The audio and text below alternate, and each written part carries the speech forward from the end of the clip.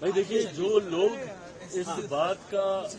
हो हल्ला मचाते हैं कि बिहार को विशेष राज्य का दर्जा नहीं मिला, विशेष राज्य का दर्जा नहीं मिला, ये वही विपक्ष के लोग हैं जिनके पास ये जानकारी का अभाव है कि इन्हीं की सरकार में, यूपीए की सरकार में मनमोहन सिंह जी के दौरान ही नीति आयोग में इस तरीके के प्रावधान किए गए थे जिसके बाद किसी भी राज्य को विशेष राज्य का दर्जा मिलना लगभग नामुमकिन के करीब हो गया था।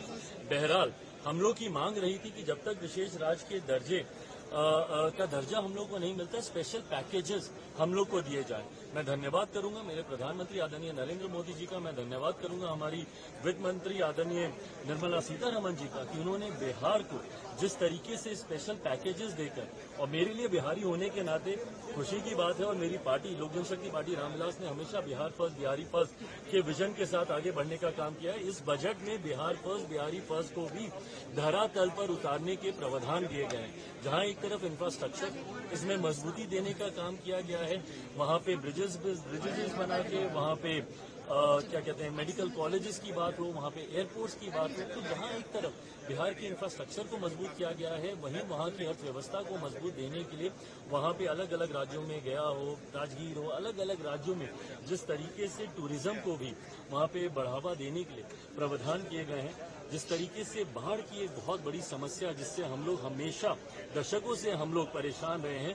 उसके भी समाधान का जिक्र इस बजट में किया गया है। तो मैं मानता हूं बिहारियों के लिए ये बहुत खुशी की बात है और पूरी बिहार की जनता प्रधानमंत्री जी का धन्यवाद करेगी। बट ओवरऑल भी अगर इस बजट को देखा जाए तो पूरी तरीके से समावेशी बजट है। पिछले 10 सालों में भारत की अर्थव्यवस्था, एक मजबूत अर्थव्यवस्था का लाभ हमारे समाज के हर वर्ग को मिले, युवाओं को मिले, महिलाओं को मिले, किसानों को मिले, मध्य वर्ग के लोगों को मिले, इस बात का ध्यान भी इस बजट में रखा गया है। मैं मानता हूं कि एक बजट, ऐसा बजट जो युवाओं से जुड़ी सबसे बड़ी समस्या बेरोजगारी का भी जिक्र करता है। एमएसएमई सेक्टर को जिस तरीके से मजबूती देने की बात की गई है, इसमें एमएसएमई सेक्टर एक रीढ़ की हड्डी है हमारे देश की अर्थव्यवस्था को लेकर। तो मैं मानता हूं कि विकसित भारत के निर्माण में ये एक मजबूत नींव की तरह इस बजट को देखा जा सकता है। सवाल कि आप कह रहे हैं समावेशी बजट है, सारे सांसद जो निकले विपक्ष के वो तो कह रहे हैं आंध्रा बिहार का बजट है, ये सरकार बचाने वाला बजट है। इन लोगों को अगर अपने राज्य में अगर गरीब नहीं दिखते, अपने राज्य में अगर इनको किसान नहीं दिखते, अपने राज्य में इनको मध्य वर्ग के लोग नहीं दिखते, अपने राज्य में इनको महिलाएं नहीं दिखती या युवा नहीं दिखते, तो मैं इनकी सोच के ऊपर कोई टिप्पणी नहीं करूंगा। जब